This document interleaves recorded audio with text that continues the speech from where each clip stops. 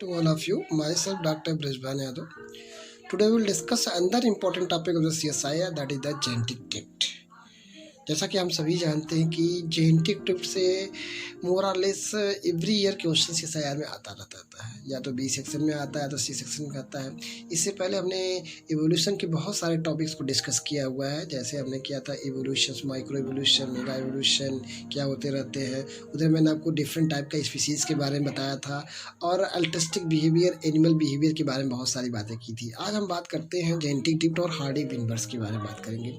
तो genetic drift की जब हम बात करते हैं तो हम देखते हैं बहुत इंपॉर्टेंट यहाँ से कि जो क्वेश्चन CSIR में आने की संभावना उनके कारण बताऊँ तो एक मैं आपको पहले ब्रीफ आउटलाइन बता दूँ जेनेटिक ड्रिफ्ट के बारे में। तो यहाँ हम जानने का प्रयास करेंगे what is the genetic drift, genetic drift क्या होता है, डिफरेंस बिटवीन आपका जेनेटिक ड्रिफ्ट और नेचुरल सिलेक्शन के बीच में जानेंगे। तीसरी बात आती है what is the causes of genetic drift, genetic drift के क्या कॉजेज होते हैं। और जेनेटिक ड्रिफ्ट से रिलेटेड दो क्वेश्चंस बनते हैं, फाउंडर इफेक्ट और बॉटलनेक फिनोमेनन, और यहाँ पे लगातार CSIR में क्वेश्चंस आया हुआ है। और इसके बाद अगर हम बात करें तो जो इम्पोर्टेंट क्वेश्चन और जेनेटिक ड्रिफ्ट से बनते हैं वो न्यूमेरिकल प्रॉब्लम बनती है। जो न्यूमेरिकल प्रॉब्लम जुड़ी होती है हार्डी, विनबर्ग, प्रेसपल और जेनेटिक ड्रिफ्ट को लिंक करते हुए क्वेश्चन CSIR में आता रहता है। तो यहाँ पे हम इसको डिटेल के बारे में इसके बारे में चर्चा करेंगे और आप देखेंगे कि बहुत सारी बातें आती है इंपॉर्टेंट जेनेटिक ड्रिफ्ट के बारे में। तो सबसे पहला तो बात ये आ जाती है जेनेटिक ड्रिफ्ट में देखिए तो कॉजेज ऑफ जेनेटिक ड्रिफ्ट क्या हो सकते हैं, कॉजेज ऑफ जेनेटिक ड्रिफ्ट क्या हो सकते हैं, क्या क्या वेरिएशन जेनेटिक ड्रिफ्ट और नेचुरल सिलेक्शन में होता है। तो मैं आपको सबसे पहले समझाने का प्रयास करूँगा कि what is the difference between genetic drift and natural selection.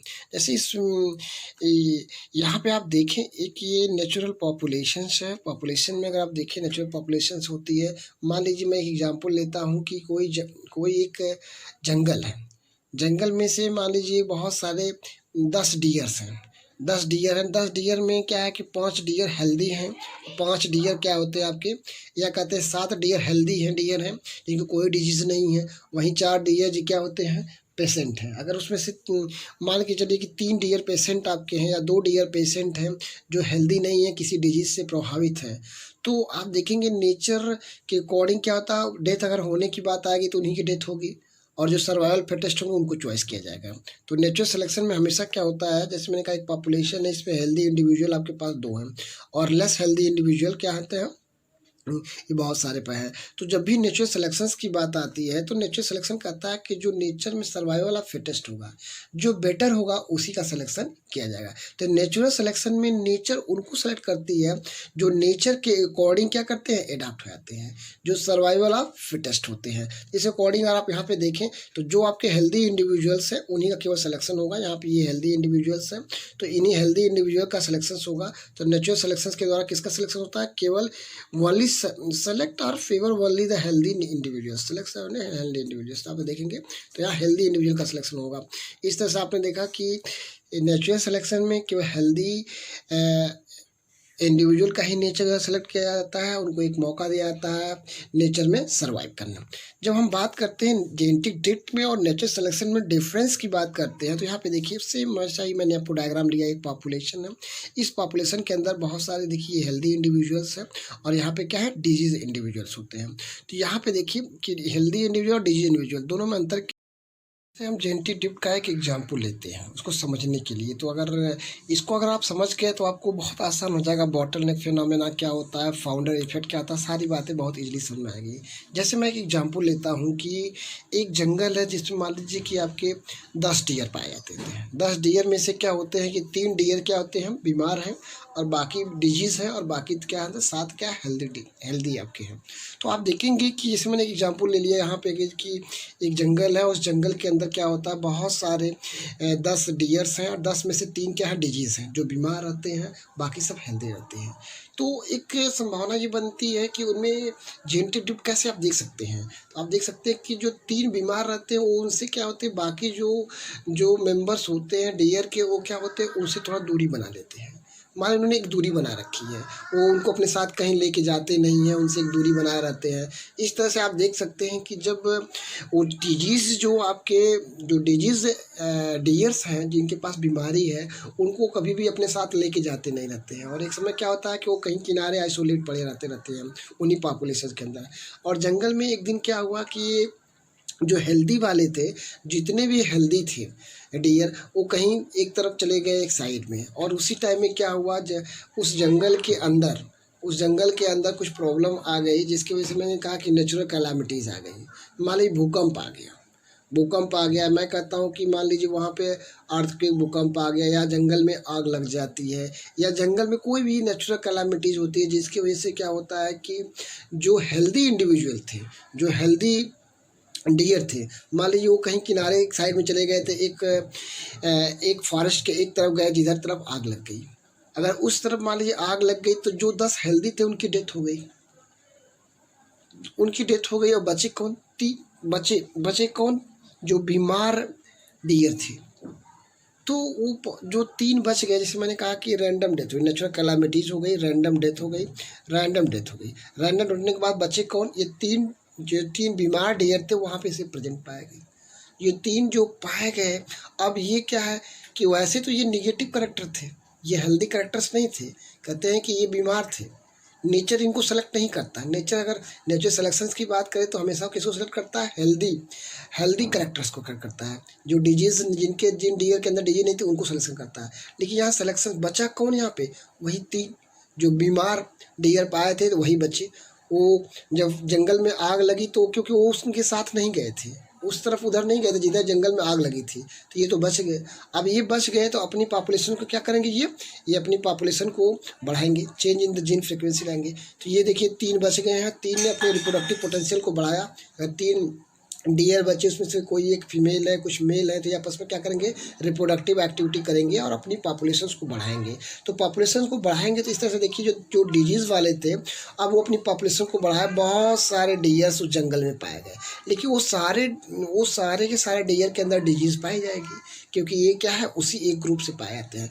इस तरह से आप एक बात देख सकते हैं कि जेनेटिक ड्रिफ्ट एलील में परिवर्तन तो आया। पहले ये सब क्या थे, हेट्रोजाइगस कंडीशन पाए जाते थे, यहाँ पे डिजीज हेल्दी भी पाया जाता था, डिजीज डियर भी पाए जाते थे। अभी प्रेजेंट टाइम में जो पॉपुलेशन मेंटेन हुई उसमें सिर्फ डिजीज वाले ही डियर पाए गए। इस तरह से आप देख सकते हैं कि पहले ये हेट्रोजाइगस कंडीशन में पाया जाता था, अभी प्रेजेंट टाइम में क्या हो गया, होमोजाइगस करैक्टर का हो गया। जीन फ्लो की बात करें तो जेनेटिक वेरिएशन क्या हो गया, यहाँ पे ज़्यादा था पेरेंट पॉपुलेशन में, क्योंकि वहाँ पे डिजीज़ वाले भी पाए जाते थे, हेल्दी वाले भी पाए जाते थे। तो एक जीन फ्लो में परिवर्तन था, एक वेरिएशंस था। लेकिन जैसे हम आगे बढ़ते हैं, हम यहाँ पे देखते हैं कि जेनेटिक वेरिएशन धीरे धीरे क्या हो रहा है, कम हो रहा है। तो जेनेटिक वेरिएशन क्या होता है, धीरे धीरे जेनेटिक ड्रिफ्ट में आगे जनरेशन टू जनरेशन क्या होता है, कम होते जाता है। अगर एक दूसरा कारण बनता है कि जो 10 डियर पाए जाते थे, एक तो एक कारण बना कि जेनेटिक ड्रिफ्ट में परिवर्तन आया रैंडम डेथ के कारण। और रैंडम डेथ कैसे हुई, नेचुरल कैलामिटीज़, जैसे जंगल में आग लग गई थी तो कुछ की डेथ हो गई, जो बच्चे उन्होंने अपनी पॉपुलेशन को मेंटेन किया। लेकिन दूसरा कारण एक बनता है कि जेनेटिक ड्रिफ्ट का, कि जो 10 डियर पाए जाते थे उस एरिया के अंदर, जो 10 डियर पाए जाते थे, ये 10 डियर जो पाए जाते थे, इनमें परिवर्तन कैसे दिख रहा है। इनके अंदर क्या हुआ था कि बाय द वे कभी ऐसा चांसेस आया कि जो बीमार डियर थे, जो बीमार डियर पाए जाते थे, जो बीमार हिरन पाए जाते थे, वो क्या हुआ, बहुत अपने आप को हीन भावना से ग्रसित हो गए और उस एरिया को छोड़कर कहीं दूर चले गए। जैसे मैंने यहाँ पे एग्जांपल दिया कि ये डिजीज़ वाले इंडिविजुअल्स थे, डिजीज डियर थे, और इन्होंने क्या किया, यहाँ से छोड़ के एक नई एरिया में चले आए, एक नए एरिया में गए, रैंडम माइग्रेशन किया, और अचानक इन्होंने क्या किया, उस एरिया को छोड़कर एक नए एरिया में चले आए। ये सारे के सारे यहाँ पे चले आए एक नए एरिया में। जब ये किसी नए एरिया में इंटर करते हैं उसे कहते हैं फाउंडर पॉपुलेशन। ये क्या कहलाते हैं, फाउंडर पॉपुलेशन यहाँ के लिए हो जाएंगे। तो नए एरिया में आगे इसको हम स्टडी करेंगे, फाउंडर इफेक्ट के रूप में स्टडी करेंगे। तो ये 3 मेंबर यहाँ चले आए, तो रैंडमली अब वहाँ से उठे और चले आए एक नए एरिया में है। तो इन्होंने क्या पे यहाँ पे आया और इन्होंने क्या किया, अपना रिप्रोडक्टिव बिहेवियर को बढ़ाया और रिप्रोडक्टिव पोटेंशियल को बढ़ाया, अपनी पॉपुलेशन को इंक्रीज़ किया। तो बाद में देखा गया कि इस एरिया में एक इनकी नई पॉपुलेशन बन के तैयार हुआ है। तो यहाँ पे सिर्फ वही पाए गए जो लोग कौन थे, डिजीज़ वाले हिरन ही सिर्फ पाए जाएंगे। और यहाँ पे प्रेजेंट टाइम में जो ओल्ड का जहाँ पे 10 डियर पाए थे, वहाँ पे दोनों तरह के थे, हेल्दी वाले भी थे और डिजीज डियर भी पाए थे।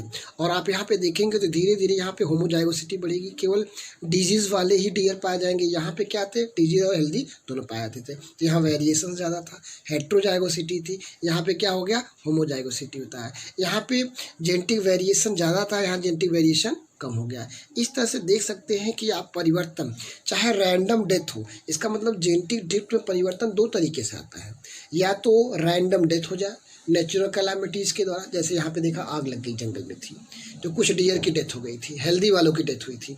या क्या हुआ कि जो डिजीज़ डियर थे यहाँ से उड़ के चले गए कहीं दूर, तो इसका मतलब जेनेटिक ड्रिफ्ट में परिवर्तन दो तरीके से हो सकता है, रैंडम डेथ के द्वारा हो सकता है, कोई भी नेचुरल कैलामिटीज़ के कारण बन सकता है, वहीं या जेनेटिक या कहते हैं कि माइग्रेशन हो सकता है, कुछ वहाँ से इंडिविजुअल का माइग्रेशन हो जाता है। तो इस तरह से कहते हैं जेनेटिक ड्रिफ्ट में परिवर्तन दो तरीके से आता रहता है, वो दो कारण हो सकता है। यहाँ पे आप देख सकते हैं बहुत क्लियर कट मैंने इन बातों को समझाने का प्रयास किया है कि जेनेटिक ड्रिफ्ट जी causes of the genetic drift, causes of genetic drift की बात करते हैं तो ये दो तरीका हो सकता है, एक तो रैंडम डेथ होती जाती है या रैंडमली डेथ हो जाए by natural calamities, natural calamities के द्वारा क्या हो सकता है रैंडम डेथ हो जाए तो जेनेटिक परिवर्तन आएगा, जीन फ्लो में परिवर्तन आएगा, और या क्या हो सकता है वहाँ से कोई माइग्रेशन हो जाए, कुछ ऑर्गेनिज्म वहाँ से माइग्रेट कर जाए, जहाँ पे हम स्टडी करेंगे फाउंडर इफेक्ट का। तो आप यहाँ पे देख सकते हैं जब माइग्रेशन होता है तो वहाँ पे एक फिनोमेना होता है फाउंडर इफेक्ट, इसके बारे में हम अध्ययन करते हैं। और जहाँ पे रैंडम डेथ होती है वहाँ पे एक एग्जाम्पल हम लेंगे जो बहुत ही इंपॉर्टेंट फिनोमेना है, रैंडम डेथ होती है नेचुरल कैलामिटीज़ के द्वारा होती है, तो वहाँ पे हमको स्टडी करेंगे बॉटल नेक फिनोमेना, बॉटल नेक फिनोमेना। तो यहाँ पे दो फिनोमेना हमको स्टडी करना है, एक बॉटल नेक फिनोमेना रैंडम डेथ के द्वारा कैसे डेवलप होता है, दूसरा हम यहाँ पे स्टडी करते हैं माइग्रेशन के द्वारा कौन सा इफेक्ट होता है, इसे कहते हैं फाउंडर इफेक्ट। दोनों के द्वारा चाहे बॉटल नेक फिनोमेना हो चाहे रैंडम डेथ हो, बॉटल नेक फिनोमेना हो चाहे फाउंडर इफेक्ट हो या रैंडम डेथ हो या माइग्रेशन के द्वारा, दोनों पे जेनेटिक ड्रिफ्ट में जो परिवर्तन आएगा वो समान होगा।